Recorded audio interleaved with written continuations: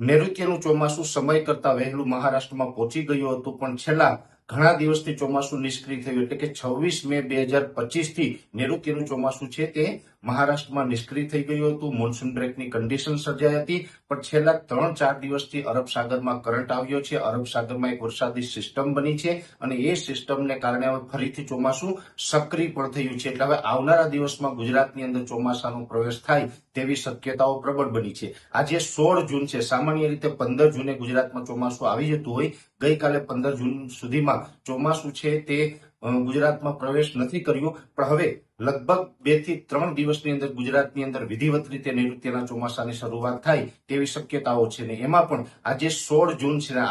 આજે 16 જૂનથી લઈ અને 20 જૂન દરમિયાન રાજ્યના અનેક વિસ્તારોની અંદર સામાન્યથી ભારે અને અમુક જગ્યાએ અતિ ભારે વરસાદોની પણ સંભાવનાઓ છે. કેમ કે અત્યારે અરબ સાગરની અંદર એક વરસાદી સિસ્ટમ સક્રિય છે, જે અત્યારે સાયક્લોનિક સર્ક્યુલેશનના સ્વરૂપમાં છે, પણ હવે આવનારા 24 થી 36 કલાકની અંદર ઇન્ટેન્સિફાય થઈ અને એ લો પ્રેશર અથવા તો વેલ માર્ક લો પ્રેશરમાં ફેરવાય તેવી શક્યતાઓ વધી રહી છે. અને આ સિસ્ટમને કારણે આમ તો છેલ્લા 2 દિવસથી રાજ્યના અલગ અલગ વિસ્તારોની અંદર વરસાદો પણ પડી રહ્યા છે અને હજુ 4 થી 5 દિવસ સુધી રાજ્યના અમુક વિસ્તારોની અંદર વરસાદ પડશે. આમ જોવા જઈએ તો ઓલ ઓવર ગુજરાતમાં, જેમાં સૌરાષ્ટ્ર હોય, કચ્છ હોય, ઉત્તર ગુજરાત, મધ્ય ગુજરાત, દક્ષિણ ગુજરાત, તમામ ભાગોની અંદર વરસાદની શક્યતાઓ છે. પણ ખાસ કરીને સૌરાષ્ટ્ર અને દક્ષિણ ગુજરાતના ભાગોની અંદર અતિ ભારે વરસાદ પડી શકે છે.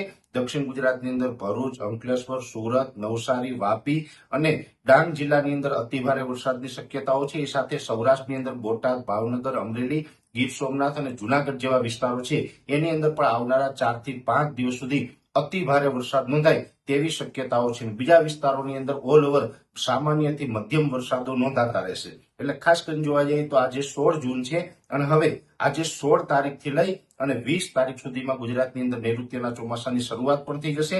અત્યાર સુધી જે વરસાદો પડ્યા એ પ્રી મોન્સૂન એક્ટિવિટીના હતા, પણ હવે નૈઋત્યના ચોમાસાની શરૂઆત થાય એટલે 2025ના ચોમાસાના વરસાદો એને ગણવામાં આવશે. અને આ ચોમાસું છે એ સમય કરતા થોડુંક લેટ છે, પણ એટલું કહી શકાય કે ચોમાસાની શરૂઆત છે એ સારી છે અને હવે વિધિવત રીતે નૈઋત્યના ચોમાસાની શરૂઆત છે એ ગુજરાતની અંદર થવા જઈ રહી છે. અને આ અરબ સાગરની જે સિસ્ટમ છે, આ સિસ્ટમને કારણે વાવણી લાયક વરસાદ પણ રાજ્યના મોટા ભાગના વિસ્તારોની અંદર જોવા મળે તેવું એક અનુમાન છે અને અમુક વિસ્તારોની અંદર સામાન્ય કરતા વધારે વરસાદ નોંધાય તેવી શક્યતાઓ છે. એટલે આવનારા 5-6 દિવસ સુધી, જેમાં 20 તારીખ 20 થી 21 જૂન સુધી રાજ્યના અલગ અલગ વિસ્તારોની અંદર મધ્યમથી સારા અને અમુક વિસ્તારોની અંદર અતિ ભારે વરસાદો નોંધાય તેવી સંભાવનાઓ હાલ દેખાઈ રહી છે.